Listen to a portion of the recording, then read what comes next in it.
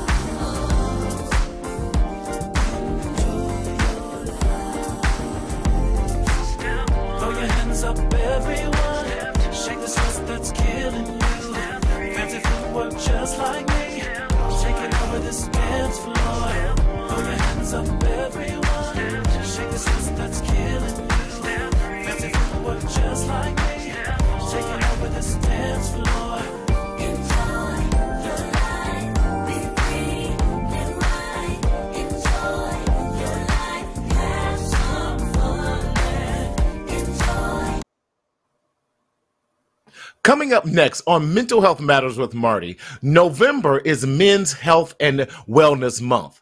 But what about Dad? Stay tuned.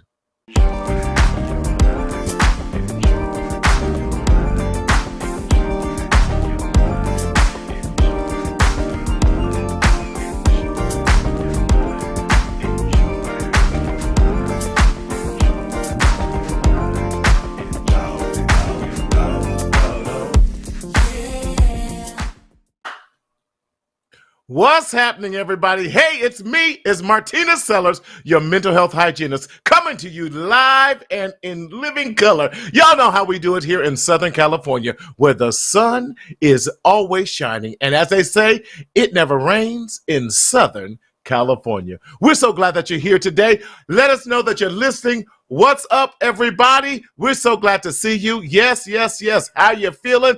And how are you living?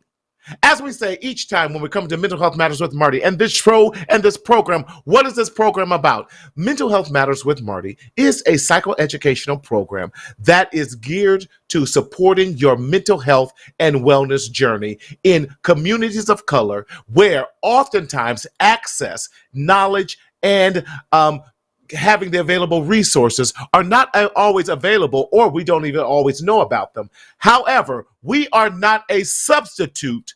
Hear me when I say this. We are not a substitute for your mental health and wellness. If you do need to see a therapist or a psychologist or someone, please, please, please do that and do it responsibly. And if you're experiencing any type of emergency, mental health or psychiatric emergency, please go to your nearest urgent care and or hospital for treatment. But we are a supplement. We are part of the treatment plan, but we are not a substitute for your mental health, wellness, and journey. Now, how do you stay in contact? How do you interact with us? How do we see your comments? We want to see your comments. And how do you do that? Two ways of doing that, 1 and 2. The first way that you can do it is by reaching out to us on the Mental Health Matters with Marty Facebook page or on the Marcel Media Group YouTube channel. Those are the two ways. If you are on our personal pages, unfortunately, I will not see that. And I will see it later, but I will not be able to see it during the show. So therefore, if you want to make some comments, you want us to see your feedback and hear your feedback and read your comments, please look at the comments below and check out our Mental Health Matters with Marty page and our Marcel Media Group page with that as well. Hope you are doing well. Can you believe we are in November? Auntie, hello, how are you? Glad that you're joining us. Hey, I'll see you in a few days. LaDon, what's going on? Man, stay tuned because this episode is all for you, man. I should have brought you on, but this episode is for you, man. So glad that you're on here. Now, as we are talking about Men's Wellness Month, I want to do a special series for the whole month of November and maybe even going into December because we never talk about dads. Even on Father's Day, sometimes our parade gets rained on because moms can trump dads even on Father's Day. And oftentimes we never say, what about dad? What about dad's mental health? What about dad's physical health? What about dad's spiritual health? What about dad's financial health? We want to talk about all these things in the month of November, specifically honing in on dad's mental health. Did you know that 1 in 10 men experience paternal postpartum depression? What is that? Just like maternal postpartum depression, 1 in every 10 men definitely have postpartum, paternal postpartum depression. Mark, good to see you. Brother, I'm going to call you after the show. And too often, fathers, we go unnoticed. We think that fathers are supposed to bear the weight of this. Can we also eliminate the title of deadbeat dad? Come on. Too many of us who are out here trying to do the work, who are trying to be great fathers, who are trying to do the right thing, have been labeled and mislabeled as deadbeat dads because too often we're not given the opportunity, or we have to fight to be a dad. Listen, no parent should have to fight to be a parent. But do we need support? Do we need to have the right tools in order how to be an effective parent? Most definitely. See, I was a young father. I was a father by the age of 23. I graduated from UC Berkeley and was about to be a father. I was in law school, and I chose to make the decision to come out of law school because I was afraid of, and I did not want to be a part of the stereotype of being a deadbeat dad. And so with that, do I regret it? By no means. I have 3 amazing children. My daughter, Raven. Yes. Good evening, Paula. My son, Christian. And my daughter, Tony. Love them to death. Would not change anything. Did I do everything right as a young dad? By no means, no. I didn't. Because I was struggling with my own concept of what real fatherhood was like. And I'm so glad that we're doing this episode and this series on What About Dad? When I look at my own father, and it's no secret, y'all, that I grew up in a domestic violent household. However, I believe that my father suffered with his own mental health depression. It's no secret that my dad was a great provider, and he was full of emotions. Oftentimes, we saw the wrong end of those emotions because he did not have effective coping skills. He did not know his own father. So oftentimes he blamed himself or blamed others. And his whole thing was, at least you know your dad. I'm like, yeah, I do know my dad, but I want to know a better version of my dad. I want to know a better version of that man who was scared, who didn't know how to do anything but explode. And now that I'm a therapist, I understand a lot of his own explosions was based in depression.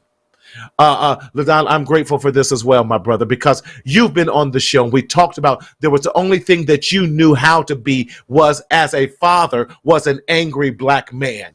And we're here today to change the narrative of that. Why? Because we too as dads, we need help. What about dad? What about dad's emotions? What about dad's fears? What about dad's insecurities? What about dad being a dad? And how do you be an effective dad if you haven't seen an effective role model placed before you? And when you didn't grow up in possibly the best homes? When can I even say this? I'm going to say it because this is what my experience was. Even when the church knew and they said, well, he's a good provider. I'm not questioning the provisions. I'm questioning the emotional fortitude. I'm questioning the psychological fortitude that sometimes we as fathers and we as black fathers don't always have. Where do we go to when we're hurting? Who do we go to when we're depressed?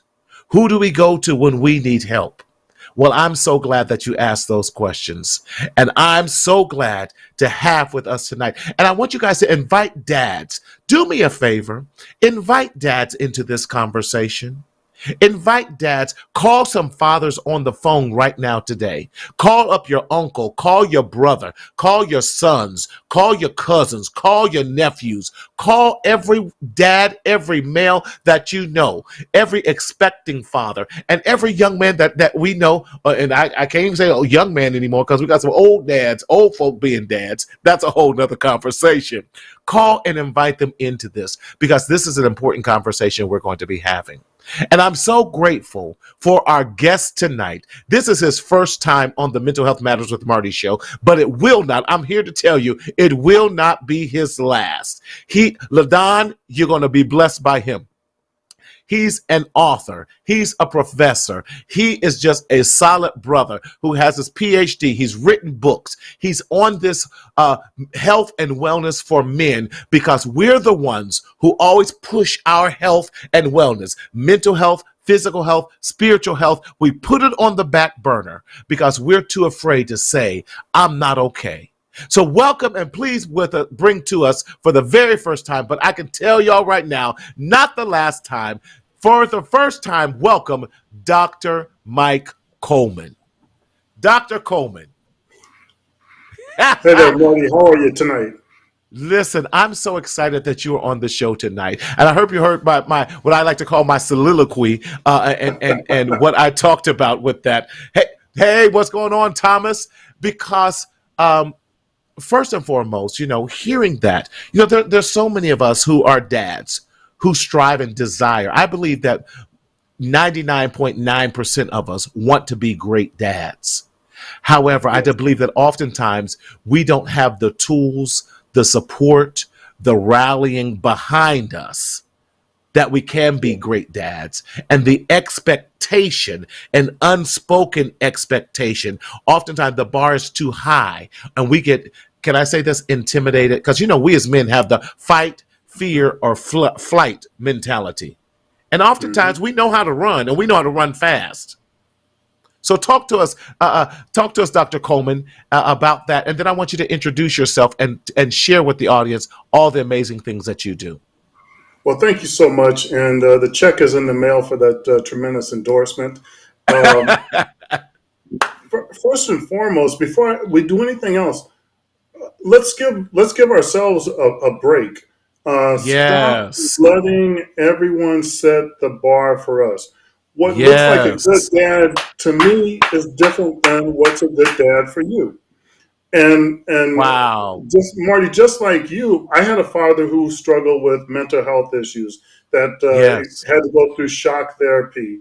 But somehow or another, he brought seven kids through and up, and we all went to college. Wow.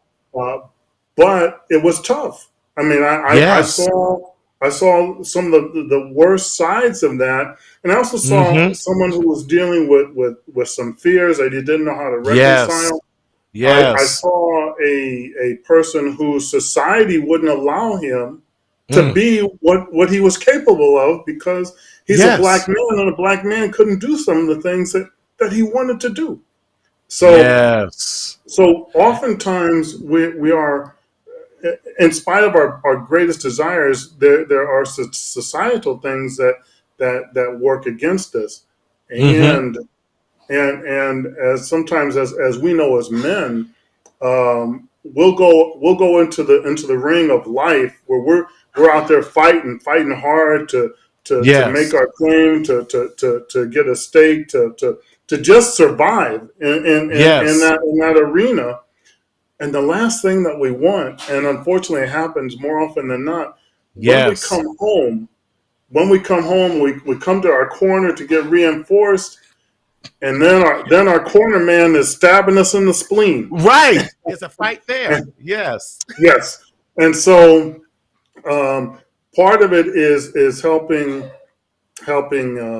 the people around us not becoming silent enemies in battles that we need to fight. I agree. Dr. Gordon, I say this all the time. I say that too often. Too many of us, I'm going to put it into the context of the theme, dads are secretly suffering in silence in the shadow of shame. Yeah, Yes. and we know from a mental health perspective that when we begin to isolate and all of Hmm. those things, those are clear signs of depression, and because out of shame, and so we isolate, we go to our corner, and depression in men, especially dads, looks totally different than depression in women. So we become irritable.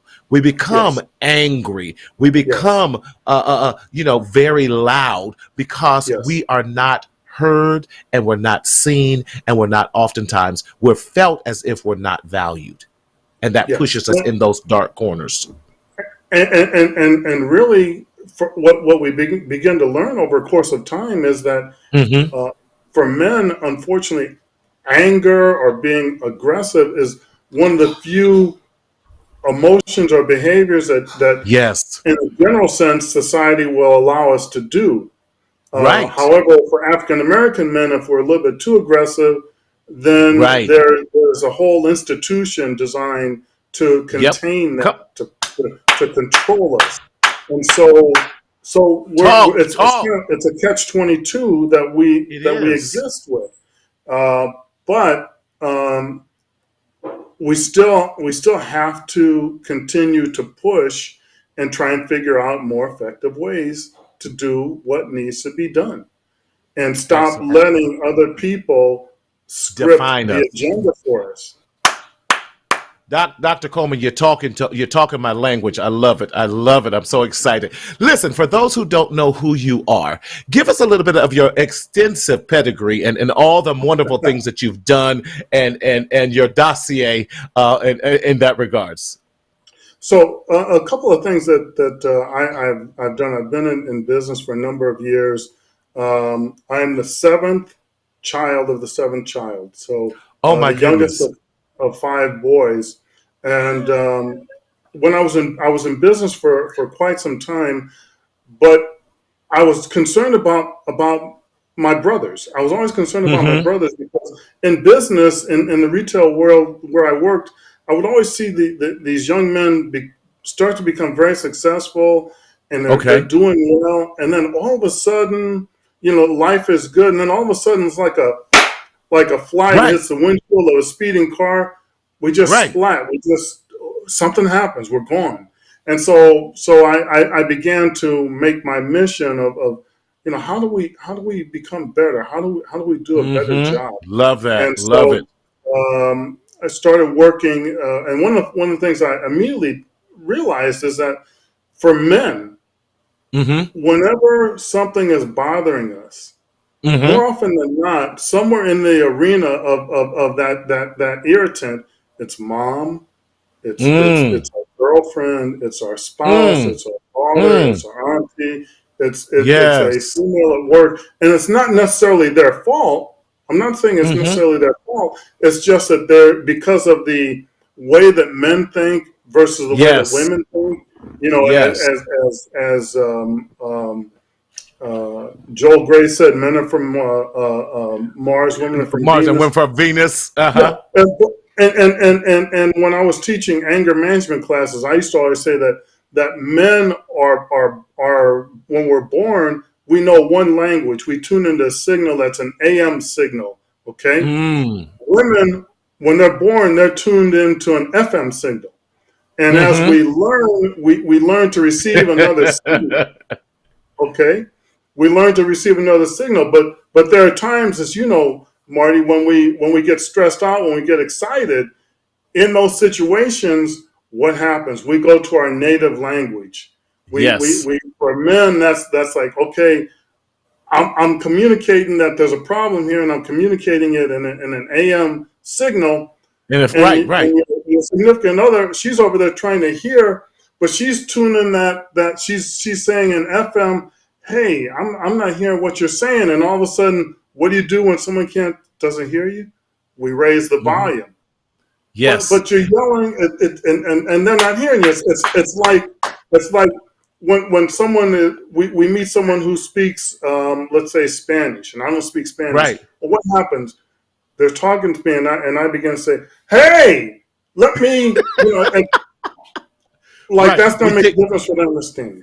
And it does. We increase our volume thinking that they're going to Yes. understand us better. Yes. I love that AM and FM frequency, because what happens is, as we're continuing speaking the AM, and we're distancing ourselves because communication is getting worse. Yes. Now we both hear static. And the Yes. static gets louder than what the original conversation was, because we're out of frequency with each other, and then it just becomes very tumultuous in the relationship, and so then we're labeled as, again, this angry, this oppositional, this defiant, this conduct disorder, this one who needs all these extra classes and all that, and so we're frustrated, and then too often I believe that we start to buy in, like you were saying, into those labels, because it's easier to make you just say, if you think I'm crazy, let me just show you what crazy really is. Yes. Yes. Yes. And it hurts all of Absolutely. us in the long. Yes. Yes. And so I'm seeing that in the business world, and seeing what was Mm-hmm. happening to men and fathers, I began a quest of trying to figure out ways to help men. And again, as I said, trying to understand if the source of one of our irritants is coming from our sisters, and not that it's their fault. I'm Right. not, Right. please, I'm not No. saying it's anyone's fault. It's just a fact. Let's just deal with the fact. We're just identifying triggers right now. That's all. We're just saying, Bingo. listen, these are the triggers. We're not blaming fault, because what I'm doing, even in my sessions, I was like, okay, let's talk about the triggers. And Yes. I don't care how ridiculous they are. I don't care how petty you might, but we still need to list them all out so that we get a Yes. better understanding of why we're being triggered, and what are the Yes. triggers, and then we can go into the why. Go ahead. I'm sorry. So back around 2000, I began working with a group out of Louisville called the Mm-hmm. Professional Woman Network. And I went, and again, they were gracious enough to allow me in to their Mm-hmm. circle, because I wanted to begin to understand, okay, these women that are experiencing violence at the hands of men, why? I wanted to Mm-hmm. begin to hear their story organically, no Mm-hmm. judgments, and I Mm-hmm. wanted to get to a place. I wanted to get to a place where they would feel comfortable enough to trust me, Mm-hmm. because it takes a while for folks to let their guard down, men or women. It just takes a while for you to really let your guard down. So I began Mm-hmm. working with that group, and over the years, I've published and co-authored Mm-hmm. many books. A couple of them, for example, Yes. uh, a boys to men, a guide for African American boys, um, raising healthy kids in an unhealthy world. Wow. Um, Here's Love another that. one: A Young Man's Guide to Personal Success, where I talked about, for young men, talked about the difference between assertiveness versus aggressiveness, and Wow. how that plays out. And many of those chapters and those articles were written towards helping women understand how to deal with boys, how to deal with Right. these young men, Right. and not to fall into some of those traps that they fall Mm-hmm. into. So then, going along, as I evolved into my Mm-hmm. journey, Mm-hmm. I decided to go and pursue a PhD. And initially, I started my Love journey it. trying to understand what's the financial impact of male Ooh. depression on the family.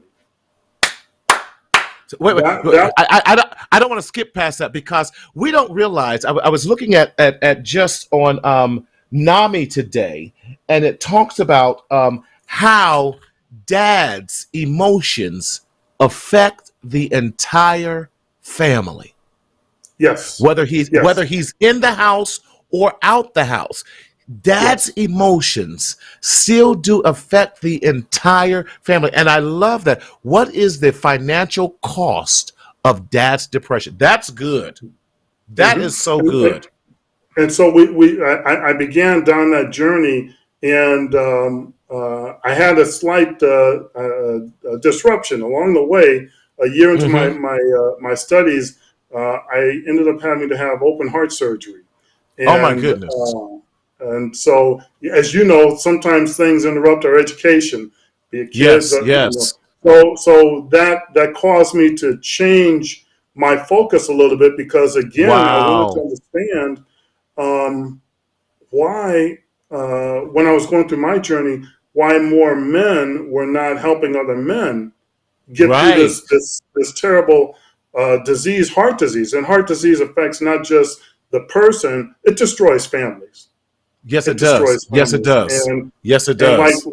like many people, we were my family. The men in my family were dying from heart disease, and so Wow. I changed my focus and have Okay. dedicated a lot of my energy towards issues that affect men's health through the Mm-hmm. heart, Mm-hmm.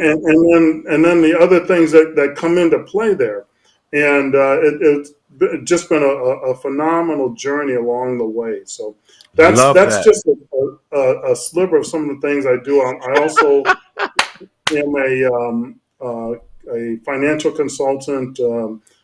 Work very closely with helping people develop businesses and nonprofits. Wow. I've also spent some time helping men who have experienced the effects of human trafficking on their family. Mm. Because again, Ooh. when we talk about human trafficking, We never talk rightly about the so, male. it's the women. But listen, Yes. first of all, there's a lot Yes. of men that get caught up in that. There's a lot of boys get Yes. caught up in that. But more Yes. importantly, imagine what's the most frustrating thing for a dad when his baby's gone, when My his God. child has been taken and he has no resources, Mm-hmm. and Mm-hmm. so helping with that, And and I love it because now we're also dealing with the guilt and the feelings yes, of inadequacy as a father, as a man. yes, A man is supposed to be the protector of his family. And the one yes, thing that I was supposed to be deemed to do as society, now my husband is a heart. Hey, Tanya, good to see you. Thank you for sharing that, Tanya, because that being a heart patient, we have to look at heart disease in Black men. And yes, that alone, now you have a father, a husband who has a heart disease and how that affects. So now this strong, virile man is feeling inadequate, weak, and vulnerable.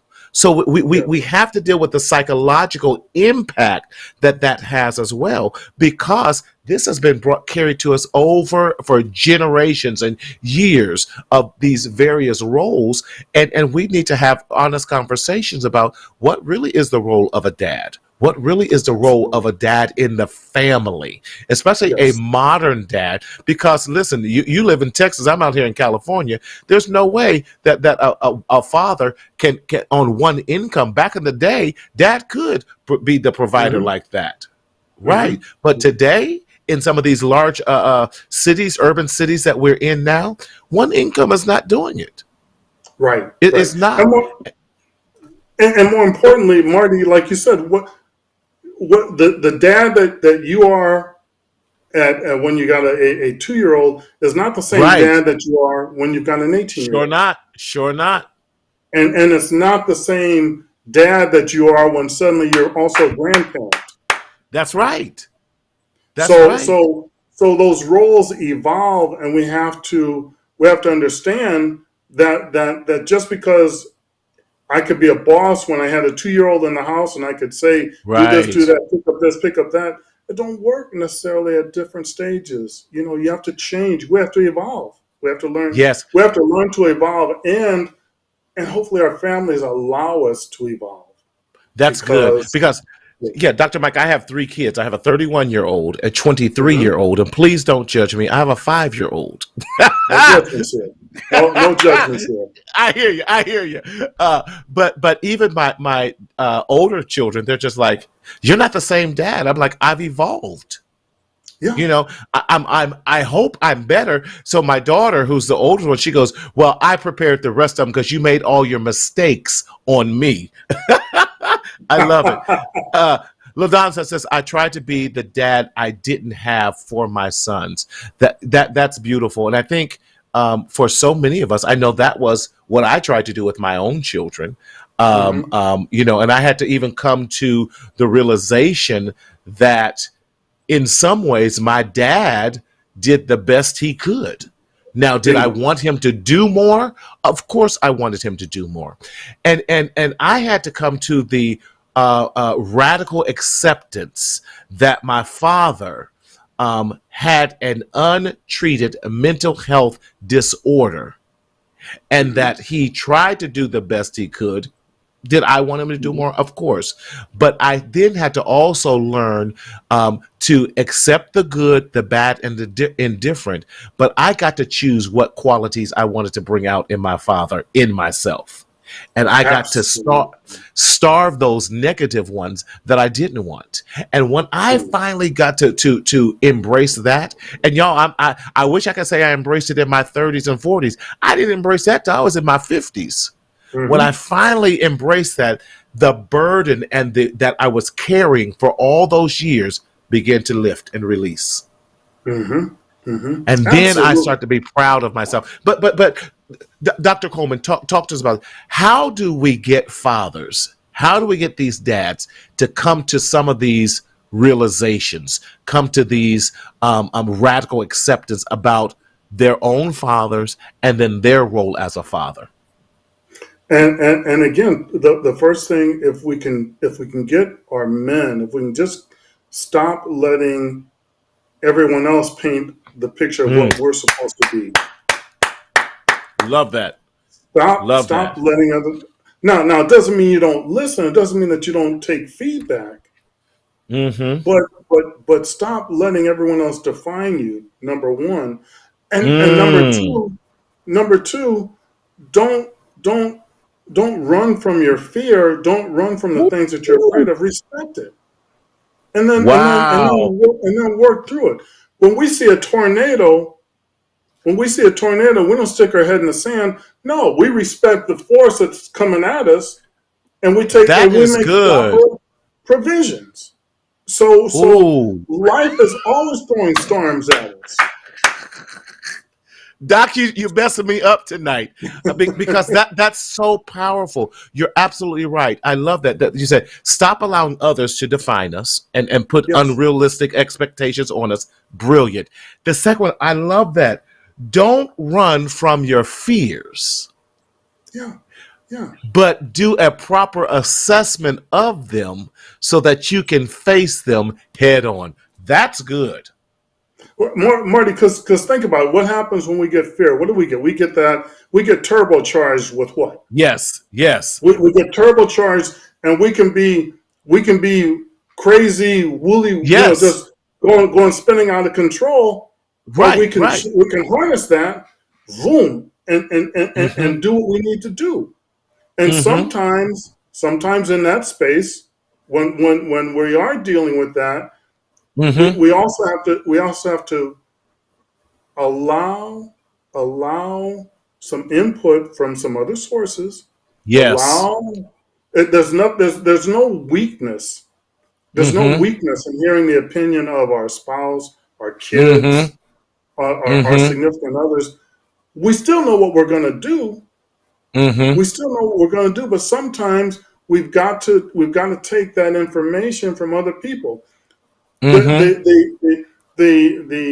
popular example always when we think about the captain, the man as the captain of the ship. But the captain of the Titanic didn't hear that person up in the crow's nest and said, "Hey, there's something out there." He didn't listen to wise counsel. Yeah.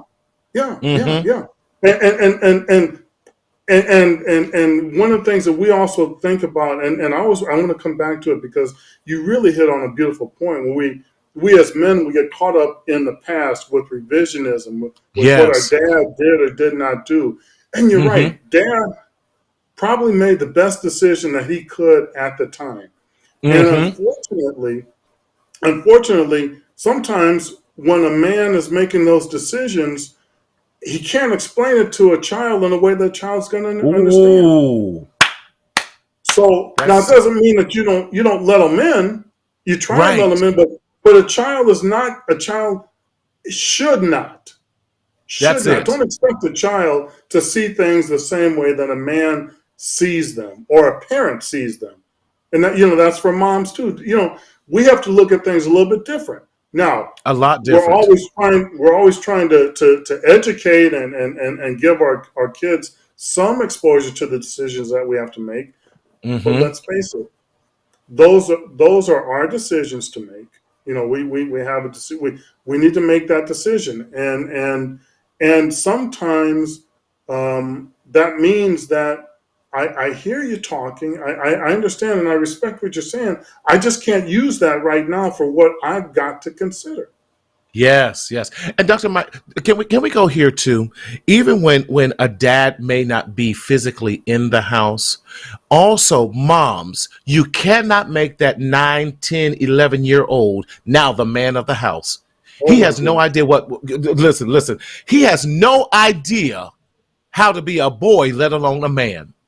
I You had a know the. client who was Hmm. struggling because when his dad left the home, he was 10 years old, and his mother came to me and said, "You are now the man of the house." Scarred Yeah. him. His mother Yeah. even expected him to discipline her when she messed up. I'm like, but Yeah. you were Yeah. 10. Yeah. Yeah. You barely Yeah. knew how to Yeah. write your name. Yeah, yeah, yeah. So we've robbed them of that, and Yes.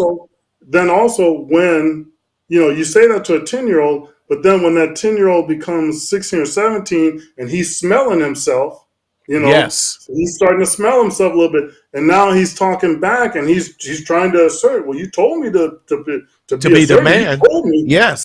and this is Yes. what I think a man does. This is what this Yes. I'm developing my perception of a man from all the negative things that you've been spewing out That's right. about That's my right. dad, about other men, Yes. and so And you're saying something too. I think that's very important. We also have to be careful about the words that we spew out as well. yes, But when yes, we say your father's no good, you're just like him.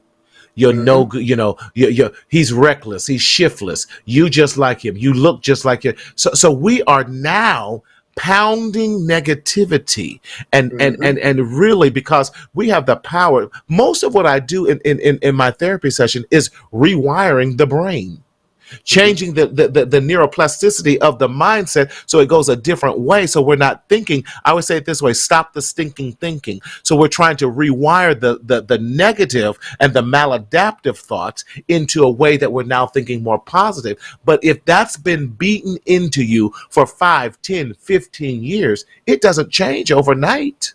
No, it It can't. definitely doesn't change overnight. Mm-mm. And, And and so we and have to so speak life into our dads, our husbands, our sons, our uncles, our fathers, our brothers, even when we mess up. yes, and our dear brother Danny Ross was a counselor here in the Dallas area, and that's one of the things that we talk about, the messages that we You carry, know, Danny, yeah.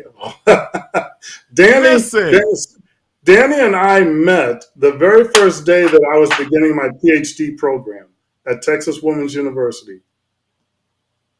That's Doc, that. were you at Danny's when he did the messages Yes, at his at the community center? I was not at that one. I was not at Okay. the most recent one, I flew but out to support Danny and uh-huh, surprised him at that. So uh-huh, that's uh-huh. yes, yes, yes, yes. Yeah, Love, it's love, we love amazing Danny. yes, the things that we keep pulling together, and again Yes, those messages that we keep, and yes, and that revisionism that we're constantly going through, yes, um, yes. and and women. Um, Women sometimes, and I shouldn't say, well, I will say women. One of the things that men are sometimes challenged with, if Mm-hmm. we use the sports analogy, Mm-hmm. um, everyone wants to be like Michael Jordan hitting the game-winning Mm-hmm. shot at the Mm-hmm. end of the game. We all Mm-hmm. want that, but as Mike said in the commercials, he missed a lot more of those last-minute shots than he Then he made. made. Mm-hmm. Uh, but the thing was, he had a supportive system that said, "Mike, Yes. take the last shot," and if he missed, they weren't pulling him out of the game and saying you're benched. Yes. They said, "Get back in there and do it again." They Get gave back him in there and another do it again. opportunity. Yes. Keep going, keep going, keep going. Don't stop. Don't stop. And so sometimes when a guy takes that shot, when a man's making a decision, he's not always going to be right. It's not always going to pan out the way that we hope. But don't take that power away from him. Educate. Go to the tapes and say, yes, yeah, we didn't hit it that time, so let's figure out what we did wrong.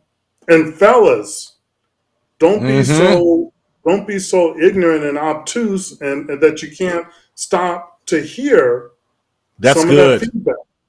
That's good. You know, take the feedback. It's only there to help you. It's only there to help you.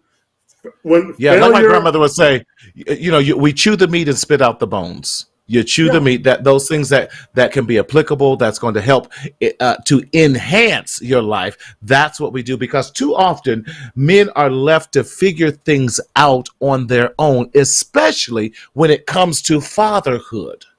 So we're already battling I don't know. Well, I can't make myself look stupid. Well, I can't make them think that I know that I don't know what I'm doing. But when we don't, and so we have to create, and we've been on this whole thing about creating safe environments for men, for fathers to say, I'm not okay. Brother, I need help. I need your support. What are you doing? Can we talk? What's going on? Because we just don't have those safe zones and safety nets to be able to do that. And it's so needed. So Dr. Mike, I'm glad that you're on to share with us. We can create those things because we have to be able to support. And I love it. We got to be able to get back in the game and keep trying for that 3-point shot into the game buzzer shooter in life. Yes, we do. I love that. One of the things, as you know, as a therapist, what's the one thing that all therapists have to have? They have to have 1 or 2 or 3 professional peers that they can go to to get refreshed, to get some recovery. Yes. And so men, you need to have those partners that are going to shoot straight with you. That will allow you to come and be who you are. Allow you to be vulnerable and help you get back in the game. Yes. But if you don't have that, if you don't have that, you're never going to get to the level that you are. And don't think for a minute.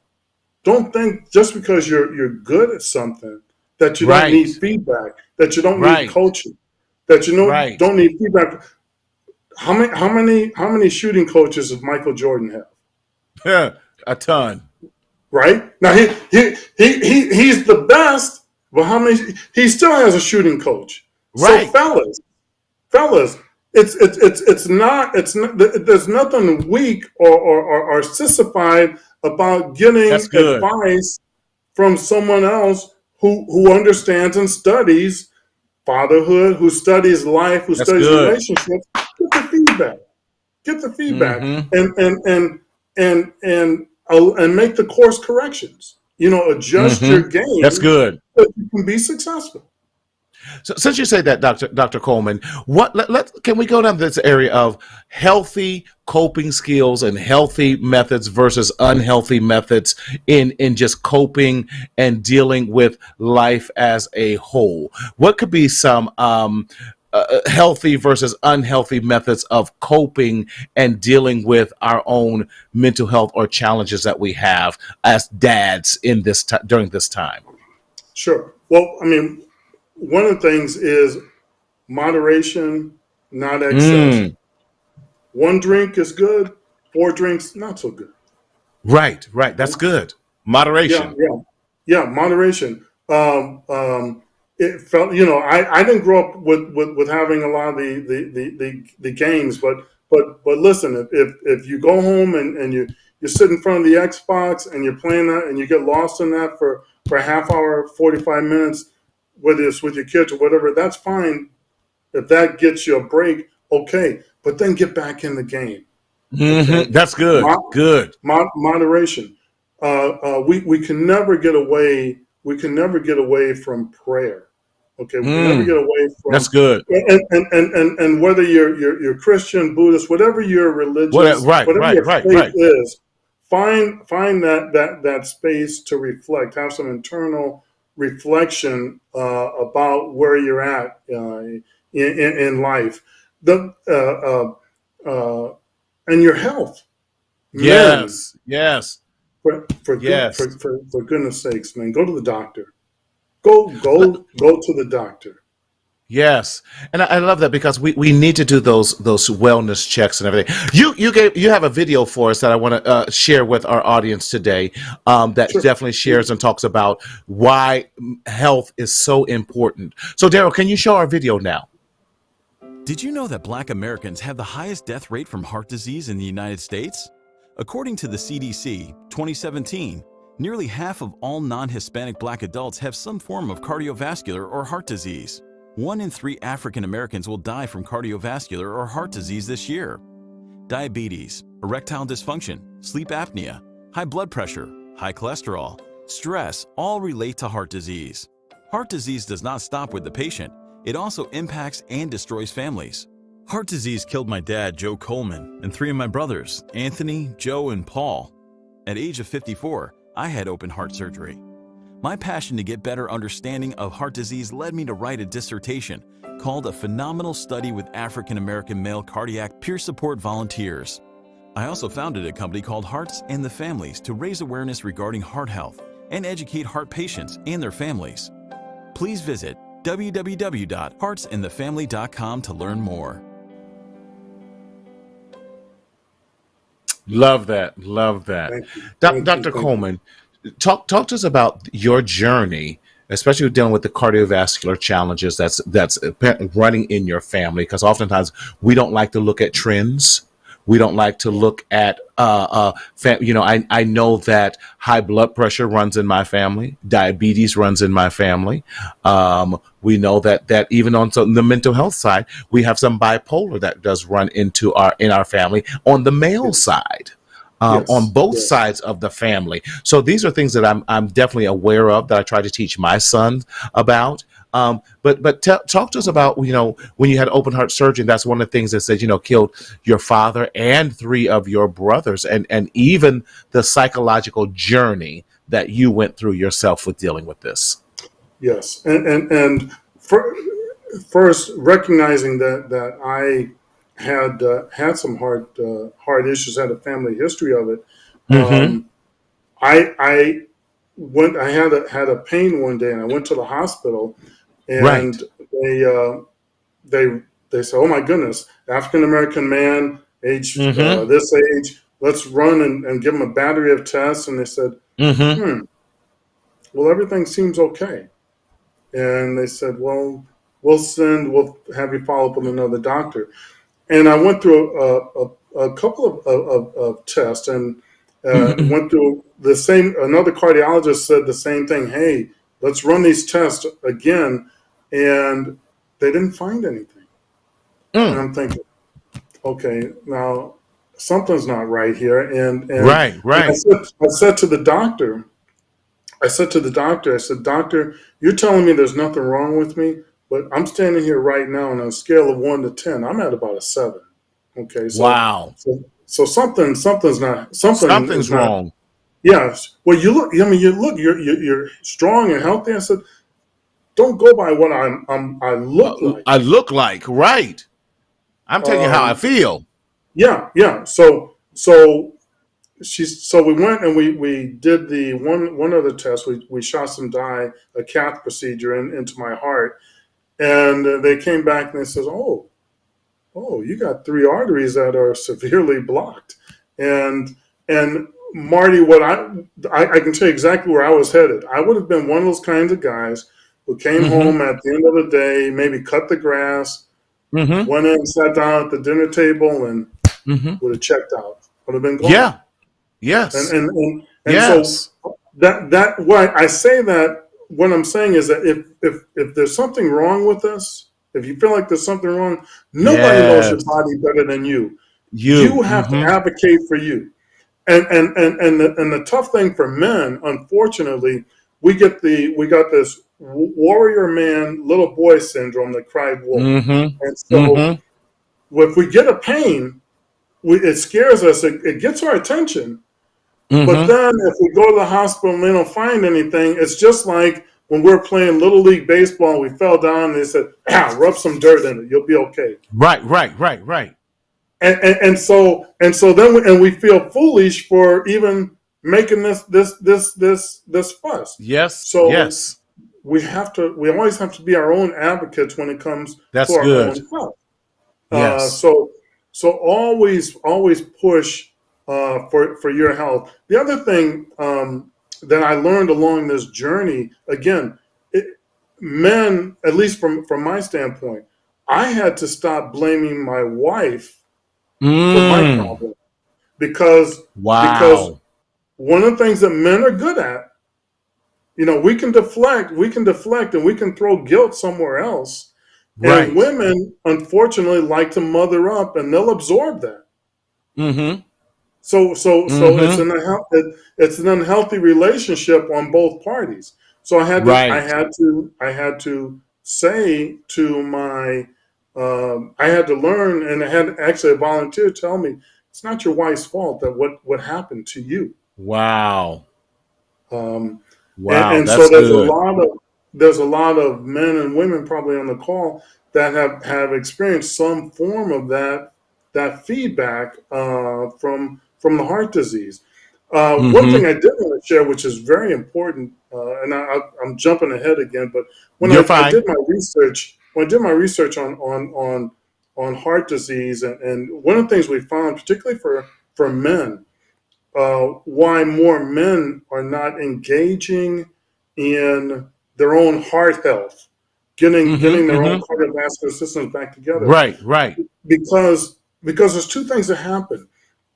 Oftentimes, one of the signs that we get when we start getting bad heart health, we get erectile dysfunction, or we start, the rocket doesn't launch the way it used to when we were 15. Right. Okay, and so I mean, it's just a fact. And so because we're not getting the same blood flow, but oftentimes if we address those issues, that's it. Those things come back, and we feel like Mufasa again. Okay, yeah. Right. But one of the things I learned in my research is that oftentimes when that man is in the hospital and he's dealing with that, I've just been told I've got this disease. I'm scared. I don't know if I'm going to live. My life is going to change. Everything is messed up. But no one, particularly if no one on that medical staff will come back and say, hey, if you get this, if we do this surgery, if we do some of these things, you're probably going to feel better in bed.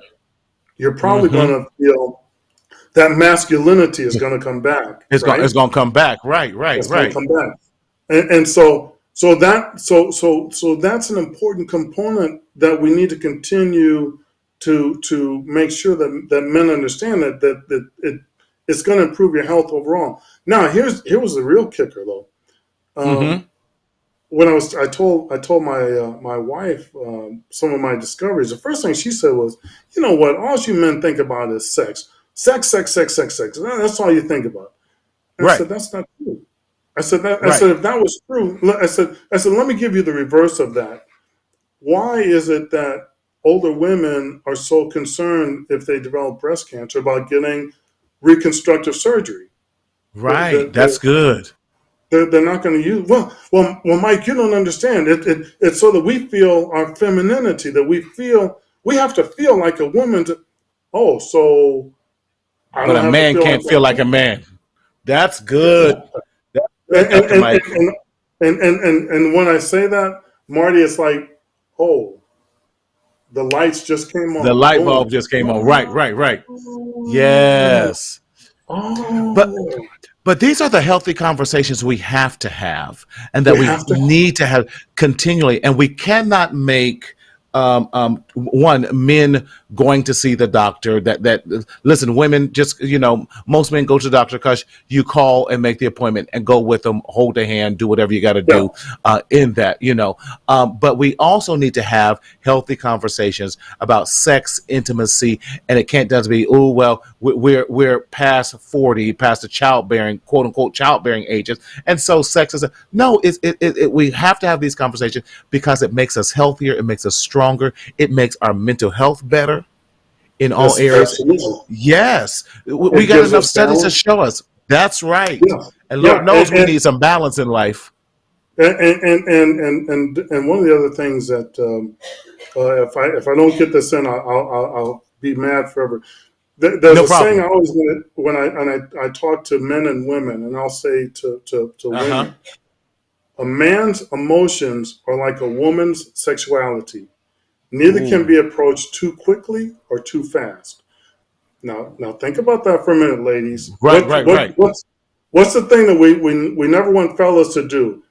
Guy comes in and he's going to be romantic, and he comes in and he's going for the mountaintop and the valley in 2 seconds, and you're like, whoa. So you don't like that. You don't. I mean, and that's not the way that we should approach, a relationship. But at the same time, if you go to a guy and you say, "Well, baby, tell me what you're thinking. I need to know all your emotions." That's a very sensitive place for us.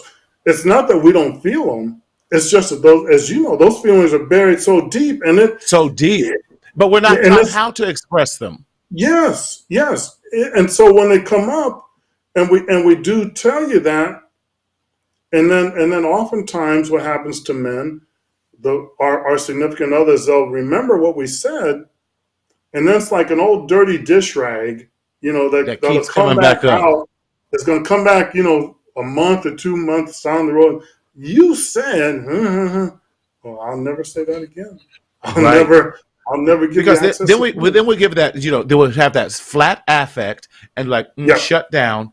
And so we have to create these wonderful conversations about this, and how do we make it a healthier topic with that. Dr. Mike, I can't believe we are just out of time already. We got to have you come back. We got to schedule something. And this is what we're going to do. We're going to have Danny come on back with us next time as well. I think that would be great. Dr. Mike, can we say one thing? Listen, suicide is real. Oh, thank you. Okay? Yes, it is. Suicide is real, and when someone tells you that they're thinking about it, take it serious. Please take it serious. Please take it serious. Don't ignore that. Don't ignore that. And as Black folk, we do that, and just please, suicide is a real thing, and we need to address it and pay attention and get the help that we can. I was just watching Good Morning America yesterday, and they get some new statistics saying that since the pandemic, self-harm has increased over this past year 31%. That's a scary number. 31%. And then if we're looking at depression, I know this is about dads, but we're looking at in our adolescent young men and boys, it has increased 31% in that upper elementary and middle school, and 25% in the middle high school and college age group. And so that's alarming to me, because these are our future dads, and if they don't get treated and get the necessary help that they need, again, fathers affect the family. And now imagine what kind of father this young man will be, because he hasn't got the necessary support. Too many dads are secretly suffering in the shadow of shame. And that's why we have to say, what about dad's mental health and his emotional well-being and his psychological fortitude? We got to address these issues and make these things much better. And I promise this is my very last thing. You're fine. Fellas, listen, we're coming up on the holiday seasons. Don't get caught up in the trap of overspending and overcommitting. That's right. To material things. That's right. Take the time to spend with your family. Take the time to show some love, something that will last longer than something that you Yes. can unwrap from Macy's. Okay, take the Yes. time. Take the time to really connect. We've been through a Yes. lot. With the last 2 years, we have been through a lot. So take the Hmm. time.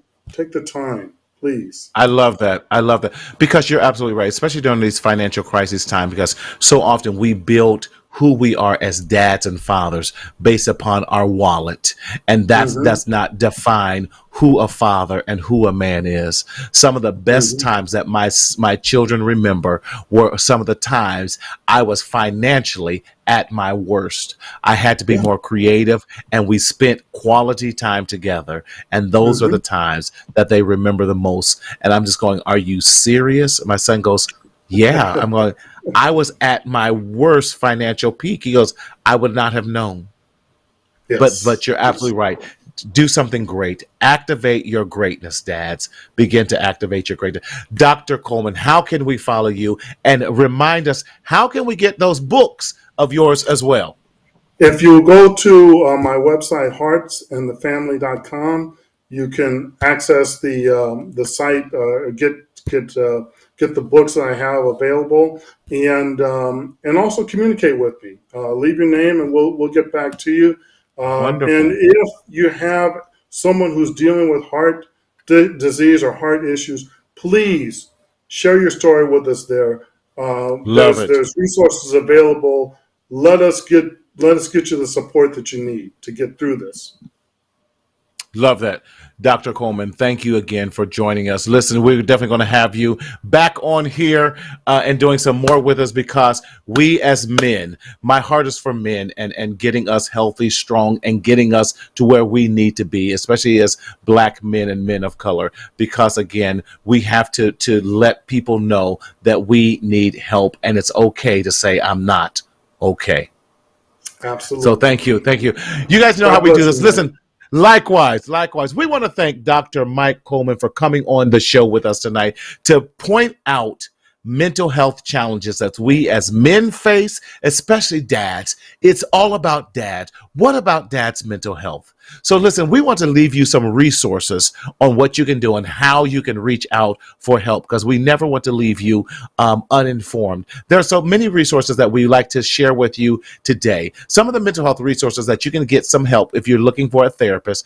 If you're in crisis, you can always text crisis to 741-741. You can type help to 741-741. That is a hotline and a text line that will get you the necessary help that you need. And it's confidential with licensed therapists and trained therapists to help you along the way. Also, you can contact Psychology Today. I'm on there. I saw some other therapists on here. Paul Boucher Williams, he's on there. Thomas Davis, he's on there. Danny Ross, he's on there. We have Therapy for Black Men. Yes, there is a site specifically for Black men, therapyforblackmen.com. Good Therapy is another resource. And then, of course, you heard Hearts and sorry about that. Hearts and the Family. You can definitely see that, or my own company, marcelconsulting.com. So please check out. We want to give you the resources necessary so that you don't have to continue to secretly suffer in shame. Also, check out our website. My website there, mentalhealthmarty.com. We have some amazing merchandise on there for you so that you can to help you along your mental health journey. We have the Stop the Stinking Thinking journal that you can have. Yes, please check out our journal on there, and Black Mental Health Matters. In other words, Black Men Matter. We have the t-shirt version, and we also have the sweatshirt. Also, we're going to be having a Black Friday sale, so check us out. And then please check out our website, and our podcast rather at Mental Health Matters with Marty on your favorite podcast streaming source. And then if you're an Apple listener, please give us a 5-star rating and leave us a great review and become an iMatter member of Mental Health Matters with Marty by texting iMatter to 855-717-1272. Again, we want to thank you for joining us in this edition of Mental Health Matters with Marty and the What About Dad series. We're going to be staying here all month long talking about dads, but please join us tomorrow night as we continue the Daughters Dialogue with none other than Dr. Marguerite Story and Bishop Dr. Sean Stewart out of Houston, Texas. We are so glad that you joined us in this journey called life. We don't want you to secretly suffer in shame, in the shadow of shame. But as we always say, we want you to speak up. We want you to speak out so that you can live. And how do you do that? By enjoying your life. We'll see you tomorrow. God bless.